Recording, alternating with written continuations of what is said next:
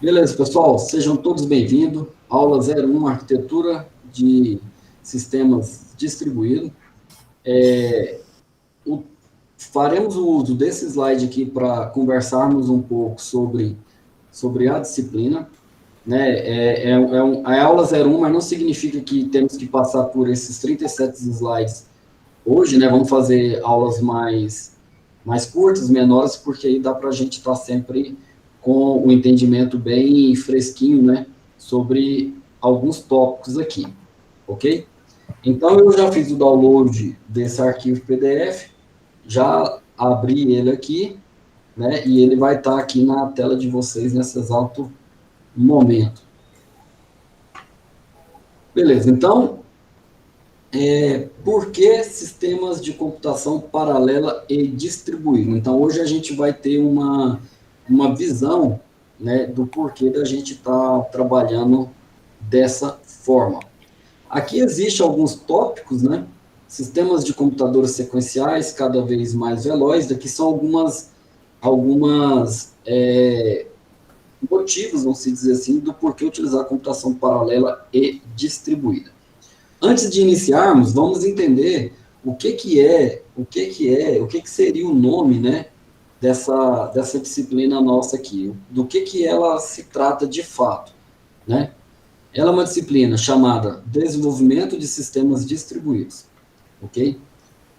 O que significa isso? Significa que, se eu fizer uma aplicação, no caso, em qualquer linguagem, pode ser Java, em C, ou qualquer uma delas, essa aplicação, ela tem que ser distribuída entre os vários computadores, né, da rede, entre os vários processadores de um único computador. Então, o que é um sistema distribuído? É quando eu tenho um processamento em vários núcleos, em vários cores do processador e, inclusive, entre várias máquinas, ok? Na ciência da computação, a gente divide isso. A gente divide o que é computação distribuída, né?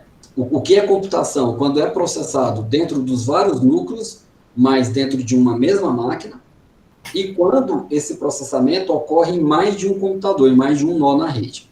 Quando ocorre dentro de uma CPU, dentro de uma máquina convencional, que roda na CPU física 1, 2, 3 ou 4, ok? Nós falamos aí, então, que essa computação, ela é paralela.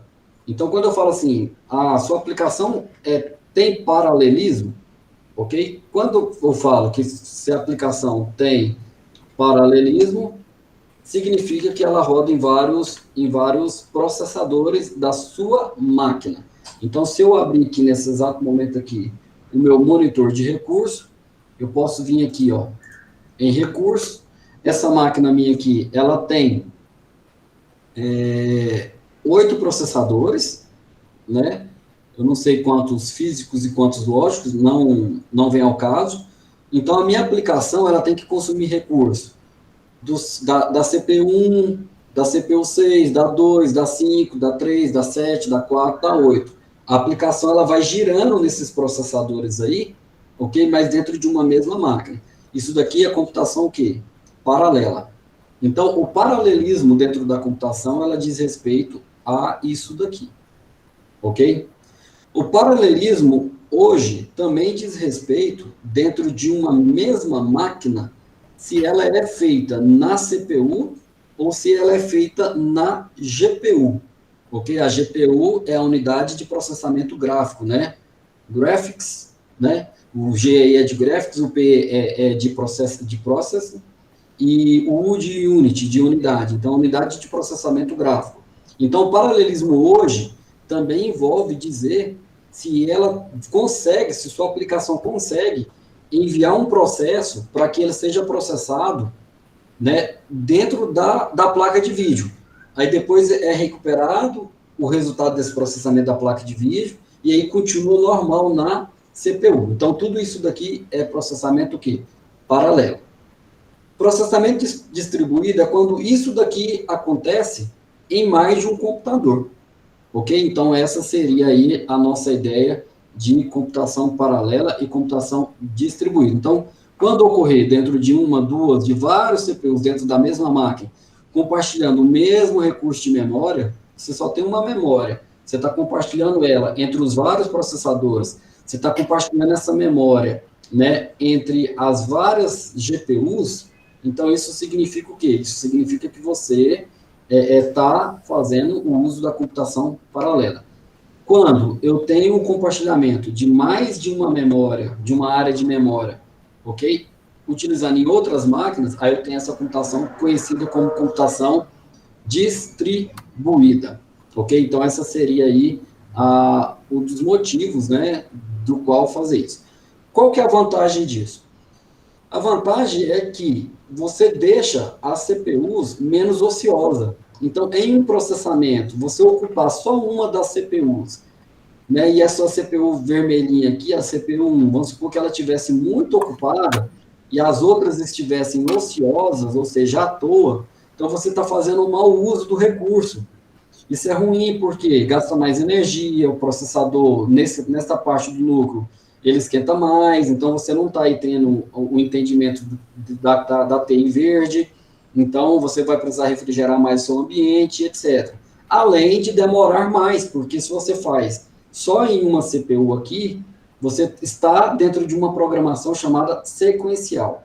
Então, programação sequencial, não interessa quantos núcleos, quantos processadores você tem, ele vai fazer o uso de apenas um. Vai iniciar dentro de um processador, vai consumir os recursos desse único processador, e após o consumo desse recurso que ele terminar, aí o processo morre.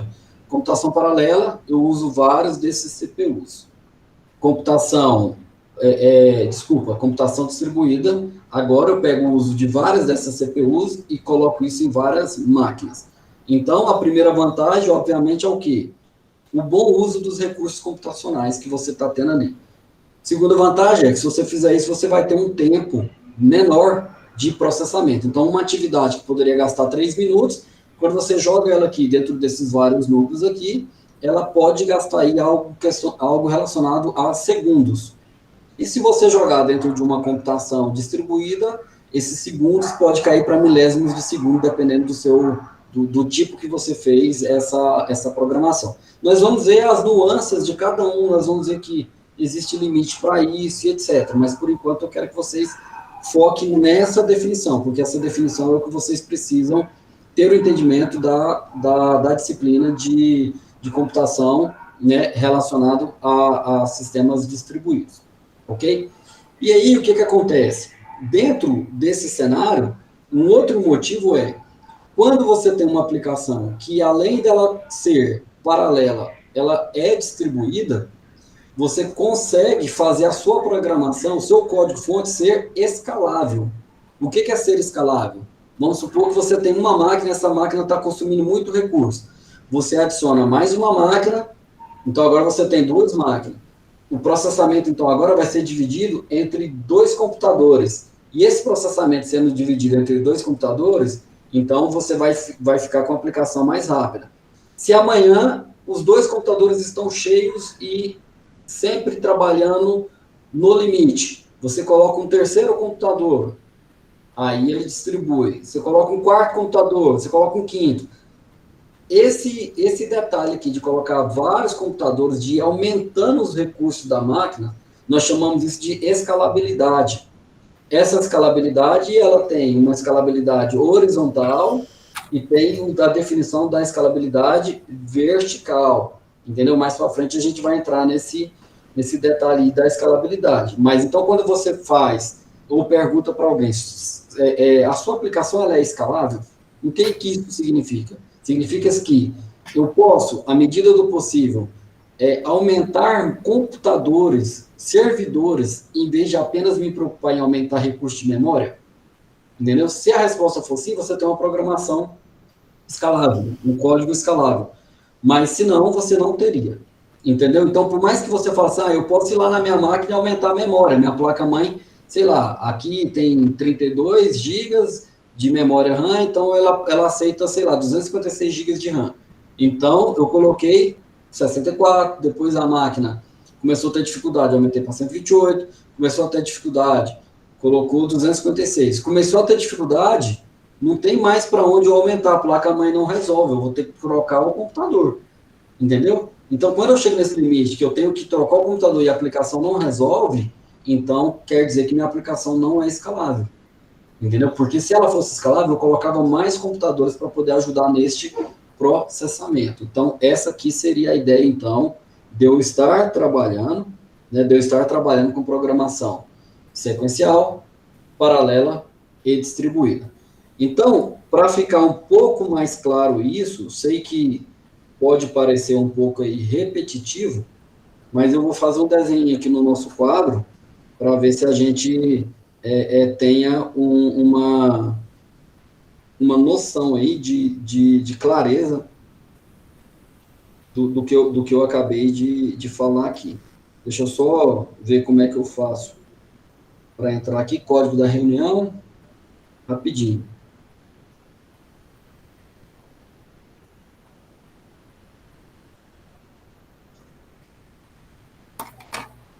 Beleza, então vamos lá para o primeiro quadro nosso aqui.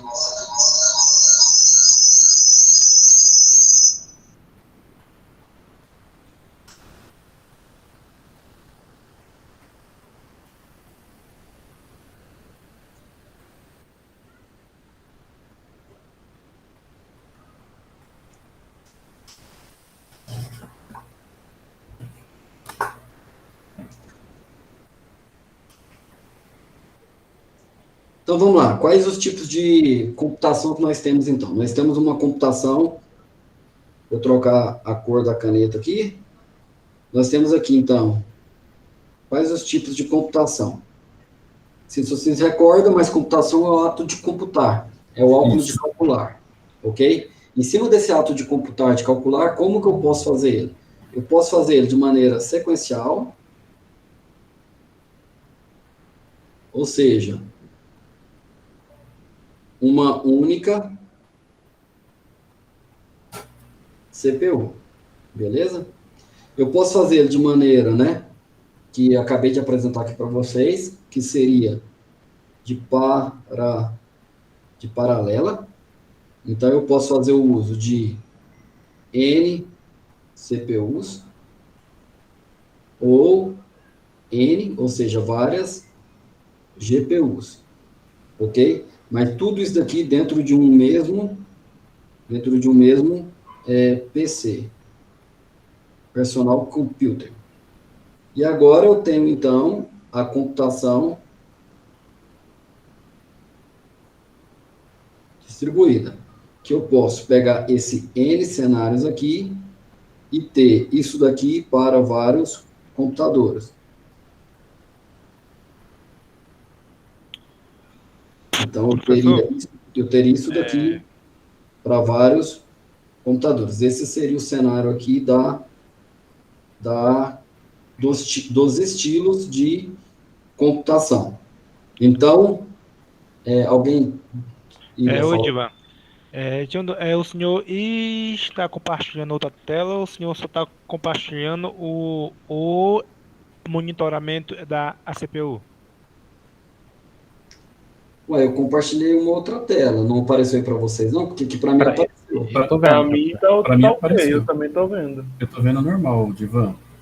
Normal? Ah, tá. Pronto, tirei a outra porque vai ficar só uma aí para você agora. Aproveitando que você parou, professor, qual que é a diferença entre paralela e distribuída mesmo? É justamente Tá isso certo que aqui. nós estamos aqui, ó. Ah, tá. A sequencial é o primeiro modelo, depois vem a paralela, que é entre N, vários CPUs, ok? Ou várias GPUs, e aí eu tenho a computação distribuída, que é de vários computadores. Então, vamos imaginar, você tem aqui um PC, dentro desse PC seu, você tem vários cores, né? Você tem aqui a CPU, CPU, ok? E aqui você teria aqui, então, um conjunto, ok? De outros PC. PC é computador, tá? Personal computer, para eu não ter que escrever aqui computador. Beleza? Aí dentro desse cara aqui eu teria outro PC aqui. Dentro desse outro PC eu teria outros cores. E aqui dentro eu teria uma máquina, nesse caso aqui, com mais cores. Tá vendo aqui? Beleza, vamos lá. Onde é que está... Onde sua aplicação está rodando?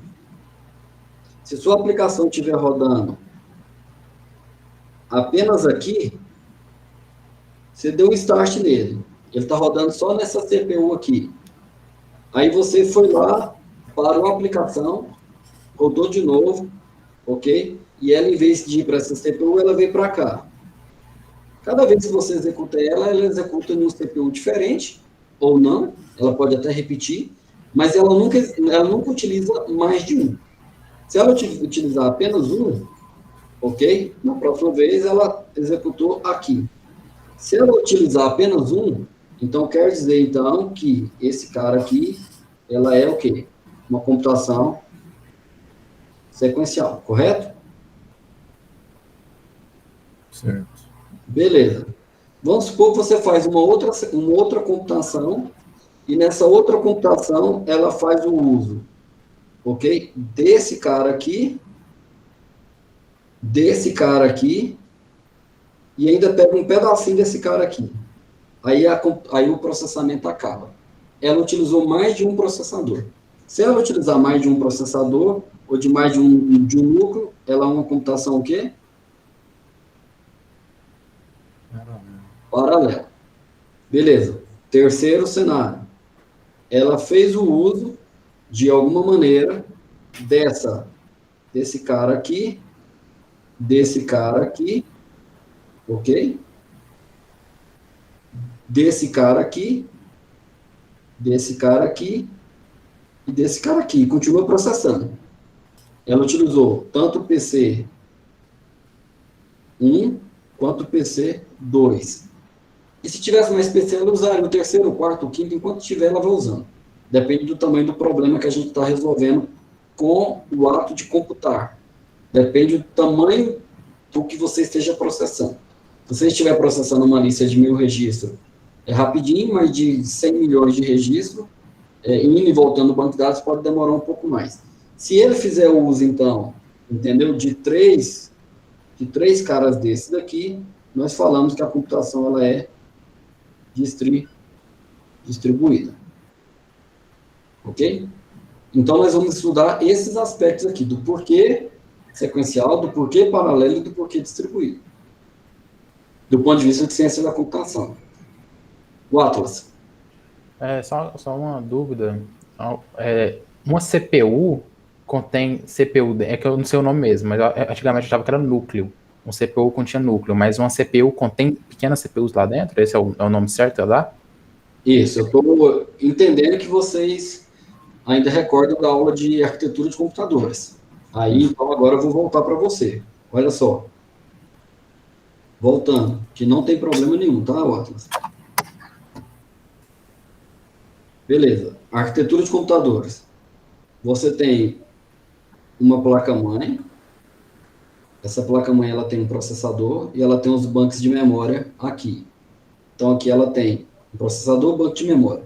Aí ela tem aqui uma placa de vídeo, um slot PCI Express de outra coisa, um outro slot, outro slot. Esses slots permite, né, eu anexar o meu computador uma outra placa que não veio por padrão nele. Uma placa de rede Wi-Fi, uma placa de vídeo, uma placa de som mais robustas e por aí vai, ok? Então, isso daqui que vocês chamam de processador,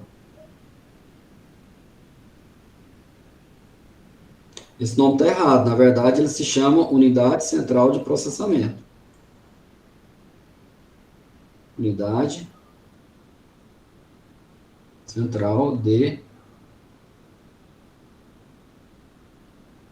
de processamento. O CP. Ok? Então, quando você vê eu digitar CPU, é porque eu estou utilizando a sigla em inglês. CPU. A gente mania, tá? É falha minha aqui, tá? Mas o certo seria em português o CP. Unidade Central de Processamento. Ou CPU. Ok? Então, quando eu falo aqui ó, de CPUs, eu estou falando do que você chama de processador. Aqui é o Intel, sei lá, Intel i7, ok? Oitava geração, por exemplo. Sacou? Sabe, é que eu fiquei com dúvida. Então, é porque eu vou melhorar para você. Até aqui, você entendeu? Só até aqui? Sim, a minha dúvida é o seguinte, é que é uma CPU, a CPU que é que é a unidade de processamento, aí dentro da CPU contém núcleos, ou você chama aquela de outra coisa? Não, então, entendi, é isso que eu estou falando. Até aqui você está tranquilo? Sim, tá tranquilo. Então aqui tá tranquilo. Vamos igual o Jack. Você vai perceber isso comigo. Por partes. Beleza, então agora vamos lá. Então agora nós temos aqui uma UCP, ok? Dentro da UCP você tem alguns componentes, ok? Um dos componentes da UCP é um cara chamado ULA, Unidade Lógica Aritmética. Um outro componente dentro da UCP é um cara chamado REG, que é de registrador. Um outro cara chamado ACC, acumulador. Um outro cara chamado de relógio, que a gente chama de relógio aqui. Okay? Então, aqui tem um relógio, que vai medir o hertz e como que esse cara trabalha. Ok? Beleza. Tudo isso daqui é ligado por barramento de dados, ok? E barramento de endereço. Barramento de dados é o que ele armazena dos bits que ele está armazenando. Barramento de endereço é onde na memória esse cara vai estar conversando. Então, esses barramentos, ele sai do processador, de alguma maneira, e vai para a memória. Isso aqui é o processamento. Dentro dessa OCP, existe um cara aqui dentro, chamado de processador. Ok? De processador. Como o principal motivo desse cara existir é processar, as pessoas chamam ele de quê? De processador, em vez de chamar de UCP. Beleza. Então, esse modelo aqui é o modelo mais simples que nós temos de processamento, de processador. É um cara só com um processador. Né? Não tem um conceito aqui de núcleo. Beleza. Mais para frente, isso daqui evoluiu, e dentro desse processador, você vai ter aqui, por exemplo, dentro do mesmo cara que a gente acabou de desenhar ali, você vai ter uma camada aqui chamado registrador, que é a memória mais rápida que existe, ok? Registrador todo feito de ouro. E aí você vai ter o processador, em vez de ser só um, agora você tem dois.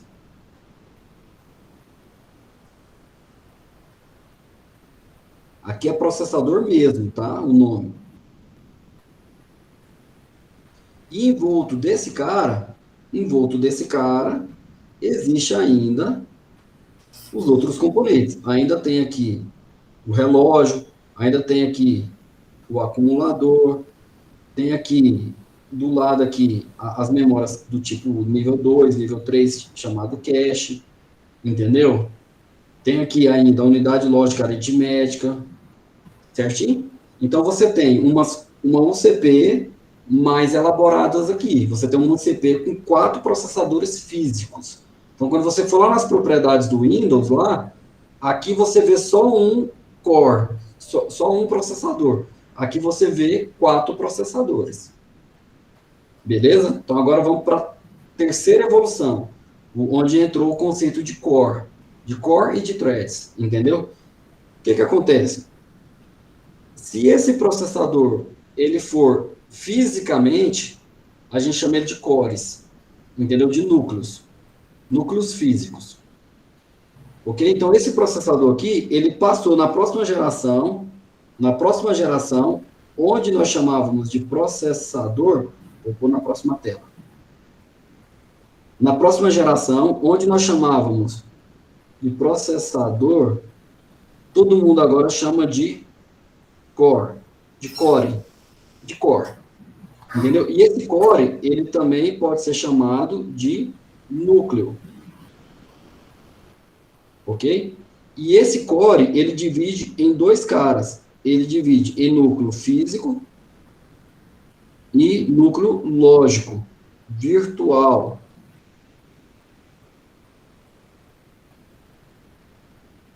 Threads, entendeu? Então, nesse cenário aqui que eu acabei de mostrar para você, nós temos aqui um processador com um core, né? Uma unidade central de processamento com um core, com um processador.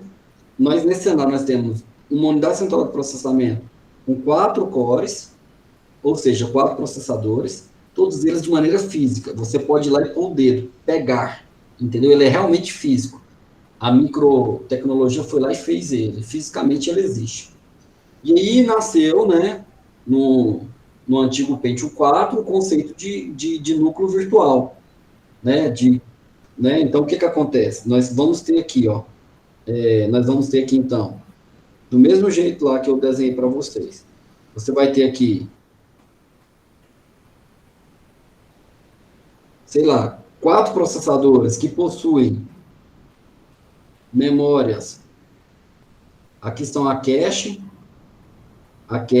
e os registradores, REG, de registradores. Eles possuem memórias. Cada um possui um conjunto de cache de registrador, então esse possui o dele, esse cara possui a dele, esse cara possui a dele, esse cara possui a dele. Junto com isso, você pega esse cara aqui, divide ao meio, entendeu? Separa alguns componentes físicos e compartilha só essa parte aqui, ó, entre eles. Porque é caro fazer um cara desse daqui inteiro. Então, se eu acabei de fazer isso, esse cara agora, ele tem quanto? Ele tem 1, 2, 3, 4 processadores físicos, entendeu? O que eu estou querendo dizer? E 2 lógicos. Vamos supor que os lógicos seriam essa parte aqui, ó. Ou seja, 2 threads. Então, quando você olha lá no Windows, ele tem 6. Ele tem 6 processadores. 6 núcleos. Só que se você for olhar de verdade, ele tem 4, aí o Windows te mostra isso. 4 físico e 2 threads. Aí essas threads foi o que veio evoluindo. No Pentium 4, ela era 100% virtual. Então, assim, não foi legal não, sofreu até protesto lá na União Europeia. Depois eles foram evoluindo, e aí com essa evolução, passou a ter um divisor físico dessas tarefas dentro de um único processador. Então é como se você pegasse um processador e fosse subdividindo ele, entendeu? Então essa seria aqui a última evolução que nós temos hoje, isso daqui. Então acontece que existem melhorias em cima disso que eu estou falando para você, que eu só fiz uma analogia para você entender. Então, basicamente, você tem aqui, gigantão, as memórias da placa-mãe, você tem aqui dentro a UCP, ok? Dentro dessa UCP você tem aquelas variedades. Aqui você teria núcleo 1, núcleo 2, núcleo 3, núcleo 4, núcleo 5, núcleo 6. Talvez essa daqui é um núcleo e uma thread. 7. Talvez essa daqui é um núcleo e uma thread. 8. Então vamos contar. 1, 2, 3, 4, 5, 6, 7, 8. São 8 processadores. Entendeu? Fisicamente são 6 e 2 virtuais em cima de 2 threads. Sacou? Com certeza, esses núcleos aqui, ó, apresentam um desempenho mais rápido do que esses outros dois aqui. Mas eles desafogam bem o processamento.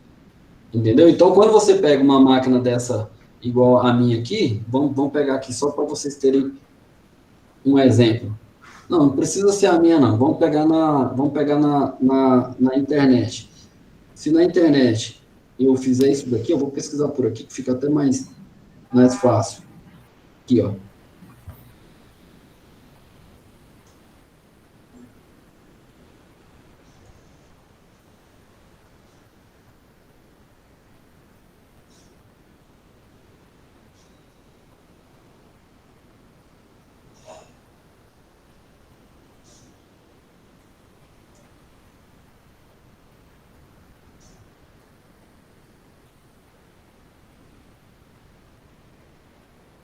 Leia para você ver o que ele está falando. Número de núcleos, ou seja, de processadores físicos, 8. 8. Número de threads, 16. Seriam Entendeu? os não físicos, né? Que esses aqui são os não físicos. Ele pode ser físico até um certo ponto, mas até um ponto que ele vai compartilhar recursos. Na verdade é isso, entendeu? Esses 8 aqui são 8 que os recursos são todos deles. Esses outros aí são que precisa ter recursos compartilhados. Ele não tem uma memória só para ele. Entendeu? Então você vai ver aqui, ó, segmento vertical desktop, 7 de 10ª geração, ok? A litografia aqui, 14 nano, esqueci o termo aqui. Então vamos lá, número de núcleos, aí você clica aqui, ó. Não sei se ele te fala.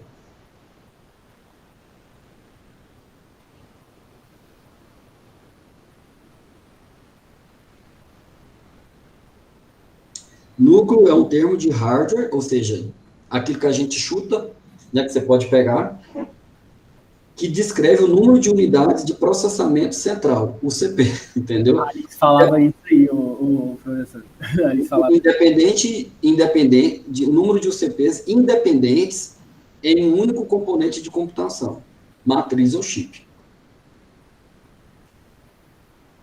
Agora o número de threads. Um thread ou thread de execução é um termo de software, aquilo que a gente xinga, entendeu? Que não é físico, ok? Para uma sequência básica ordenada de instrução. Né? É o ciclo de processamento, né? Essa sequência básica de instrução aqui, que pode ser passada ou processada por um outro núcleo, né, de CPU, núcleo físico. Sacou? É uma virtualização daqui dali. Aí o resto aqui são informações do processamento. E hoje esses caras vêm até com processamento gráfico embutido, para poder ajudar a comunicação efetiva entre o processador e a GPU. Ok? Então, essa seria a ideia. Então, voltando no nosso conceito aqui, nós temos, então, o processamento sequencial, ou seja, ele inicia, ele tem aqui o início, vai para uma CPU, ele é processado, e aqui ele encerra o processamento. Ok? Então, esse seria o sequencial. Beleza. Aí você tem agora, então, o paralelo. Você tem aqui o início. Aqui você tem a divisão. Ok?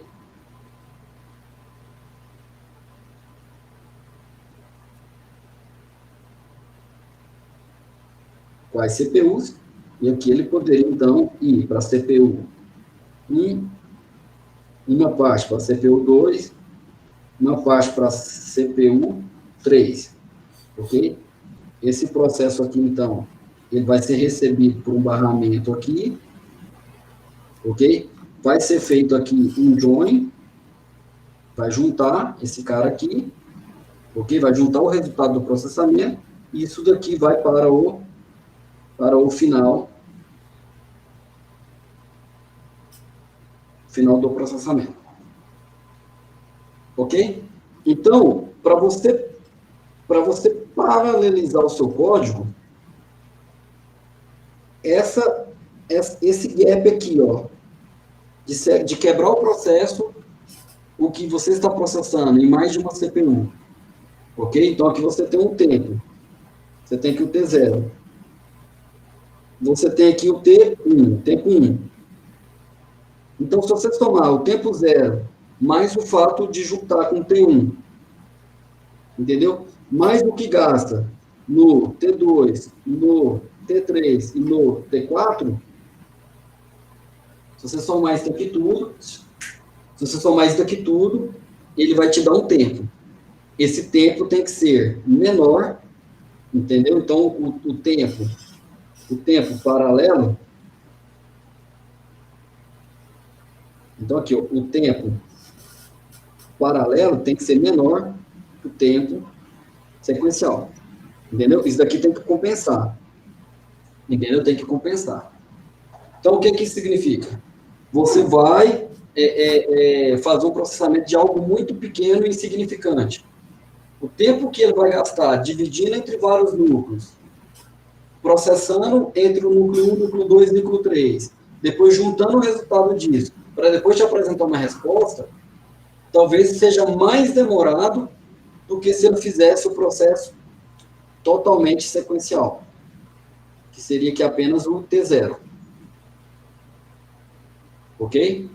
Então, paralelizar, você paraleliza aquilo que seja vantajoso, aquilo que o tempo do paralelismo seja menor que o tempo sequencial para poder compensar.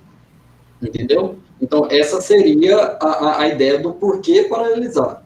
Se você tiver algo muito grande, que ele fica apenas numa CPU aqui rodando aqui eternamente, ok? Se você dividir em mais mão de obra aqui, aí você teria, então, um tempo de paralelização mais rápido. Então, tem que ter um balanceamento entre esses dois caras. As aplicações, entendeu, já fazem isso nativamente. O Python faz isso nativamente, o Java faz isso nativamente. Entendeu? Antes de processar, a própria máquina virtual de ambas já faz esse julgamento. Então, não é porque o Java já é nativamente paralelo, não é que o Python já é nativamente paralelo, que significa que ele vai pegar o seu código e vai paralelizar, entendeu? Então, talvez ele usa sequencial na hora que você executar. Se você mandar e ele ocupar demais uma CPU, aí ele manda para uma segunda. Ele ocupou demais uma segunda, ele manda para uma terceira. Ocupou demais uma terceira, ele manda para uma quarta. Algo nesse sentido. Entendeu? Só que isso é uma decisão muito rápida. Não sei se vocês sabem, mas dentro daquela unidade central de processamento que eu falei para vocês, eles trabalham na casa de menor do que 1 nanosegundo. Eu não sei nem o nome da medida que é menor que 1 nanosegundo. Né? Você tem hora, minuto, segundo, milésimo de segundo e depois nanosegundos. Nanosegundos, milésimo de segundo, segundos, ok? Minutos e hora. Então, quando você está na casa dos nanosegundos, é algo muito rápido, então você nem percebe. Se você for fazer você mesmo o código e paralelizar isso, tipo numa linguagem C, você vai ter que fazer esse cálculo aqui. Senão você o seu código não vai ser eficiente. Então, quanto melhor for esse algoritmo aqui, melhor vai ser a sua linguagem de programação em relação a paralelizar ou não paralelizar. Entendeu? Então, essa daqui é um conceito muito forte do porquê paralelizar e por que não paralelizar. Ok? Até aqui tá tranquilo? Sim, senhor. Então tá. Então, essa daqui seria isso. Então, você tem aqui uma sequencial de que não tem tempo de distribuir processo e nem de juntar esses processos. Ele vai para a CPU e ele ocupa aqui 100% dessa CPU, é apenas uma. E você tem o conceito aqui do paralelo, que ele separa, quebra esse processo em mais de um processo, joga nas CPUs, depois junta esse processo e te mostra o resultado. Entendeu? Então, aqui início, aqui fim. Aqui início, aqui fim. Entendeu? Então, essa daqui seria a ideia principal do processamento paralelo e distribuído. Ok? E aí, se fosse uma computação distribuída, você teria o tempo de juntar o paralelo 1, que é da máquina 1, com o paralelo 2 da máquina 2, com o paralelo 3 da máquina 3. Aí você vai precisar de protocolos específicos para isso, não é só a linguagem de programação. Você vai precisar de um protocolo que comunica pela placa de rede, geralmente é por lá que a gente faz isso, então ele vai comunicar, né, a máquina 1, passa por um cabo de rede e vai até a máquina 2. Entendeu? Aí aqui onde entra os protocolos de comunicação entre redes. Então, quando você for programar nesse sentido aqui, você vai ter que saber juntar o processamento dessa máquina com essa máquina, para depois você ter uma saída. Ou seja, a filosofia é a mesma. Você entendeu a filosofia, né? Fica tudo fazendo muito sentido. Beleza? Então, essa seria a nossa ideia aqui de computação paralela e distribuída. Então, aqui, basicamente, qual que é o conceito? Esses sistemas de computadores são cada vez mais velozes. Vem cá, vem. Esses computadores hoje são cada vez mais velozes e 7, 8ª geração, 9ª geração, 10ª geração, cada vez um é mais rápido que o outro. Você tem uma velocidade muito grande de processamento, você tem aí uma velocidade muito grande de armazenamento, ou seja, leitura e escrita na memória. Você tem aí uma comunicação entre redes, de uma máquina com outra máquina remotamente distantes, fisicamente distantes, desculpa, né, remotamente ligadas. Quanto mais você tem isso daqui, mais você quer, nesse quesito aqui de memória e processamento, acaba que as coisas vão aumentando a necessidade. Então, essa demanda computacional, ela vai aumentar cada vez mais. Na parte de visualização de dados, de informação, banco de dados distribuído, a parte de simulações de processo, você pega vários dados e vai simular como que seria o comportamento de uma distribuição elétrica, por exemplo, que liga de uma cidade na outra. Para processar isso, tem que ser uma computação muito robusta, inclusive com aplicação de uma estrutura de dados muito específicas, entendeu? Não dá para fazer sequencial, entendeu? Tem que ser paralelo e tem que ser algo relacionado a processamento em nós, né? Nós de árvores, né? Árvores binárias, etc. É uma estrutura de dados diferente, né? E aí você vai sempre ter, cara, um limitador no sequencial. Você sempre vai ter um limitador no sequencial. Você sempre vai ter um limitador no paralelo, hoje, entendeu? Então, acaba que a gente tem que... Você chega na tampa do processamento. Isso acaba dificultando. Foi por isso aqui, inclusive, que o PHP perdeu muito espaço. Porque ao não conseguir ir para o paralelo, de fato, né, você ter uma virtualização do paralelismo, né, que é via software, o paralelismo dele via software, não via hardware, então acaba ficando mais complicado do PHP ganhar escala, vamos dizer assim, de processamento. Porque então essa seria isso. E aqui você tem o benefício de não ficar restrito a um único processador. Entendeu? Então, assim, por que então computação paralela distribuída? Por conta disso que eu acabei de eu colocar para vocês, né? Então, assim, como que eu posso paralelizar? Né? Qual que é o motivo de paralelizar? Quais são as dificuldades encontradas, né? Eu posso paralelizar qualquer programa, eu posso paralelizar qualquer coisa. Então, assim, existem aqui vários desafios dentro da computação paralela e distribuída. Esse seria o nosso cenário, ok? E aí a gente precisa, então, entender, dentro desse cenário aqui, um conceito que nós temos aqui na nossa área, que é um conceito de concorrência, entendeu? Esse conceito aqui de concorrência,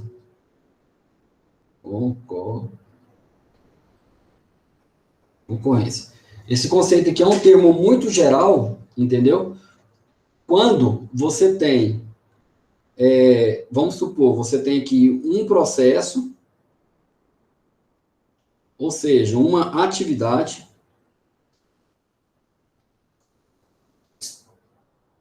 e essa atividade, ela necessita acessar um recurso. Beleza? Então, vamos lá. Você tem aqui um processo que ela precisa da CPU. Você tem aqui um processo no qual ela precisa da memória. Você tem aqui um processo que ela precisa da placa de vídeo. Você tem aqui um processo que precisa da placa de som. Você tem aqui um processo, uma atividade que precisa da, sei lá, da placa de rede. Entendeu? Quando você reina sozinho, que esse cara aqui é um processo, beleza, mas e quando você tem esse cenário aqui, onde você tem 2 ou mais processos, e esse cara aqui precisa também acessar um recurso. Um que eu falo é um de uma unidade limitada. E aí, quais são as estratégias que eu posso utilizar para concorrência entre processos? Entendeu? Então, assim, existem várias dentro da parte de sistemas operacionais, ok? Então, essa programação de concorrência, ok? É o que define a programação concorrente. É onde você aplica alguma estratégia para definir como você vai resolver isso daqui. Vou dar um exemplo. Na sua casa tem você e mais 3 pessoas, vamos supor. Sua família é formada por 4 pessoas. E tem apenas um banheiro, ok? Vocês têm que estabelecer um algoritmo e uma forma de usar o banheiro. Se todo mundo levantar no mesmo horário para tomar banho e ir trabalhar, um vai estar utilizando o banheiro, 3 vão estar esperando. Ok? Depois um termina, sai, o outro entra, usa o banheiro, 2 ficam esperando. Termina o segundo, termina o terceiro, termina o quarto. Beleza, usou o recurso banheiro. Ok? Então, não teve jeito, o processo acabou tendo que esperar. Entendeu? A terceira, quem chegou primeiro consumiu o recurso. Entendeu? Então, é basicamente isso. Mas podemos colocar, então, vamos dar um exemplo aqui de fila de supermercado. Você tem trocentas pessoas dentro do supermercado, ok? Todo mundo precisa pagar para poder comprar, para poder ir embora, para empacotar as coisas. Ok? E aí, como é que você vai fazer? Então eu vou colocar um caixa. Amanhã eu vou colocar 2 caixas. Aí eu estou vendo que o movimento está aumentando demais, 3 caixas, 4 caixas. Mas mesmo assim, você vai perceber que vai ter aqui, ó, N pessoas, né? Então aqui, vamos colocar aqui que no supermercado tem, sei lá, dezenas de pessoas lá dentro daquele momento, 110, 120 pessoas, 90 pessoas. Num determinado momento, essas pessoas elas vão dirigir ao caixa. Elas vão dirigir ao caixa. Ok? Quem chegou, quando você vai para o caixa, qual que é a estratégia que você utiliza? Qual que é o seu algoritmo? Você olha aquele que tem a fila menor. Ok? Porque você quer esperar menos tempo para poder ser o quê? Processado. Concorda? Então, esse é o algoritmo seu. Só que, talvez, pode ter pessoas dentro desse cara aqui que são prioritárias. Esses processos prioritários, eles conseguem, dentro dessa fila aqui, de fato, furar fila. Ele sai daqui, com jeitinho, e fica esperando quem está sendo atendido naquele momento. Quando esse cara aqui for atendido e for embora, e ele for embora, ele vai passar na frente de todos esses daqui. E vai ser atendido pelo caixa. Por quê? Porque ele é um processo que tem o quê? Prioridade. É essa organização que o sistema operacional faz em cima do seu processamento. Por quê? Um sistema operacional, ele controla o hardware e o software. Ele controla tudo que tem que ser processado. Tem coisas dentro dele que é prioritária, que não dá para poder esperar, igual, por exemplo, eu estou aqui falando. A minha voz, ela tem, e meu vídeo aqui, ela tem prioridade em cima da minha camada de rede para poder processar outras coisas dentro da máquina. Então, existe toda uma fila, toda uma forma de fazer isso. Só que ele processa tão rápido que às vezes você não vê. Quando você vê, é o que você reclama. Pô, tá lento. Deu um delay aqui. Pessoal, estão me ouvindo? Pessoal, estão me vendo? Entendeu? Eu acho que ele caiu. Ele travou, entendeu? Então, esse é o processamento que a máquina está fazendo a gestão. Quanto melhor o sistema operacional faz esse gerenciamento de recursos aqui, entendeu? Mais bem visto ele é dentro pela sociedade. Então, você vai ter sistemas operacionais muito bons em processamentos matemáticos, você vai ter muito bom processamento em vídeo, entendeu? Você vai ter muito bom para armazenamento, você vai ter máquinas muito bom para não sei o que, para não sei o que, para não sei o que. Cada modelo de máquina desse aqui te atende dentro de um princípio. Entendeu? Onde é que o iOS ganha de Linux e de Windows? Nessa gestão aqui. Entendeu? Então, onde é que outro sistema operacional pode perder para o Windows e para o Linux? Nessa gestão aqui. Entendeu? Então, assim, eu vou comprar um servidor com um sistema operacional gigante, vou pagar R$ 2.000 na licença do sistema operacional, porque ele é pouca coisa mais rápido e gerencia melhor os recursos. Ué, se for para uso pessoal, não, mas se for para uso dentro da minha empresa, eu vou pagar, entendeu? E onde é que eu compro um Windows Server, um Windows de rede, e não compro um Windows de usuário, um single language, entendeu? Alguma coisa nesse sentido. Entendeu? Então, esse seria o cenário. Aí, onde é que eu baixo um Linux desktop e não baixo um Linux server? Entendeu? Esse seria o ritmo, a dinâmica disso daqui. Então, isso daqui se chama concorrência. E para eu resolver essa concorrência, entendeu? Eu tenho que utilizar programação concorrente. Uma programação que trabalha em cima desses recursos aqui. Ok? Tranquilo? Esquece que você tem uma linguagem de programação hoje que consegue fazer isso por você. Imagina você tendo que resolver esse problema. E aí onde é que entra o paralelismo? Porque o paralelismo pega isso daqui e piora do ponto de vista de concorrência. Por quê? Porque agora eu tenho que gerenciar melhor isso daqui. Porque quando eu tinha apenas um caixa, era de boa. Chegou na fila, tem só uma fila. Quem chegou vai para trás da fila. Entendeu? Chegou um processo prioritário, espera terminar de processar o que está na ativa e passa na frente. Beleza, mas eu estou na fila 10 horas, toda hora chega um processo prioritário. Então beleza, então vamos estabelecer outra regra. Processa 10 processos prioritários e obrigatoriamente chama alguém da fila. É uma regra. Você que estipulou, entendeu? Tem muito processo, o cara está demorando demais, então vamos fazer o seguinte, você usa 3 minutos, sai, outra pessoa usa 3 minutos, sai, outra pessoa usa 3 minutos, sai, você volta, usa mais 3 minutos e sai, entendeu? Vou estabelecer um tempo enquanto você pode utilizar a CPU. Então, instituiu um negócio chamado Quantum. Eu acho que é com 2 U's aqui. Não sei como é que escreve mais. Quantum. Ou seja, quanto tempo você pode utilizar a CPU. Entendeu? Então, se eu tenho 2 processos aqui ou mais, esse processo 1 vem aqui e utiliza ela, sei lá, por 1 segundo. O quanto desse processador é 1 segundo. Quem chegar aqui não pode ficar aqui mais do que 1 segundo.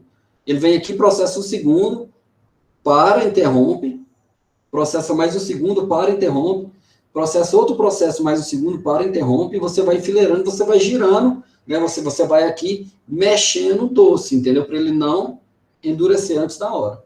Essa seria aqui a ideia do quanto. Tudo isso aqui que eu estou falando, teoricamente, é visto na disciplina de sistemas operacionais e de arquitetura de computadores. Estou trazendo para vocês agora do ponto de vista de programação. Entendeu? Então, isso daqui é o computação, né? É o paralelismo dele. Ok? Beleza. Então, a programação que vai tratar da concorrência aqui, nós chamamos de programação concorrente. Ou seja, ele é um programa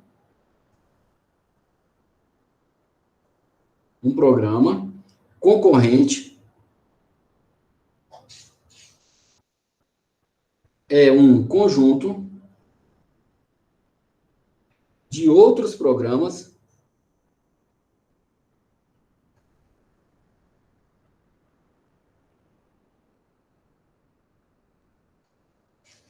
sequenciais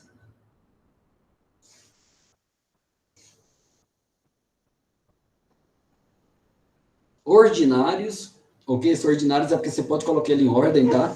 Então é outro ordinário, ok? Aos quais, né, Beleza. ou os quais são executados de forma paralela.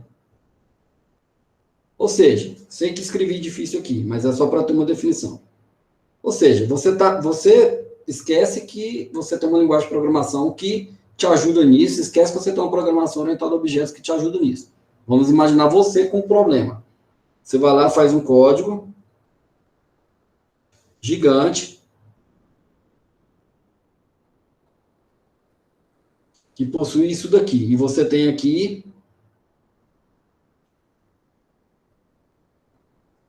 duas CPUs, a CPU 1 e a CPU 2. Beleza, então, o que é uma programação concorrente? É quando você pega esse programa seu aqui e divide ele em programa 1, programa 2, programa 3. Ok? E aí você faz um antecessor aqui, ó, um P 0.1, e você tem aqui um P, né, 0.2.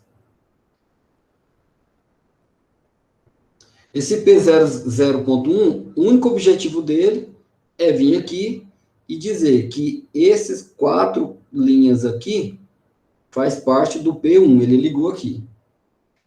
Essas outras aqui faz parte do P2, ligou aqui. E esse cara aqui faz parte do P3, ligou aqui. E o P02, ele vai juntar o resultado de P1, P2 e P3.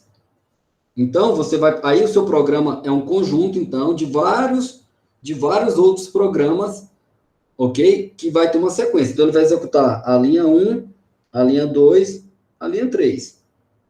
O P2 vai ter a linha, então, a linha no conceito dele de 1, 2, 3 e 4. Esse cara aqui vai ter a linha 1, a linha 2, a linha 3, também a linha 4.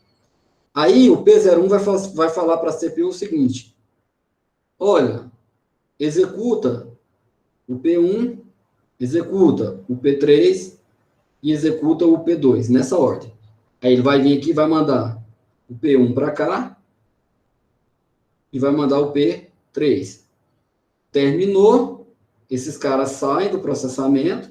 Vamos supor que o P3 saiu mais rápido que o P1.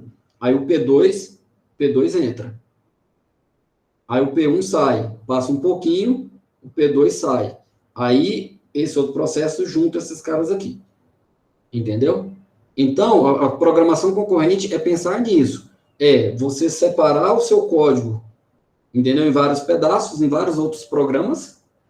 E cada programa vai ser executado dentro de uma CPU distintas, em uma ordem que você está especificando, porque ele precisa chamar numa ordem. Ok? Depois disso, você tem um processo que fica aguardando a execução desses 3 caras. Executou, você junta e finaliza o programa. Então, ó, é um programa concorrente, é um conjunto de vários outros programas. Tá aqui, ó.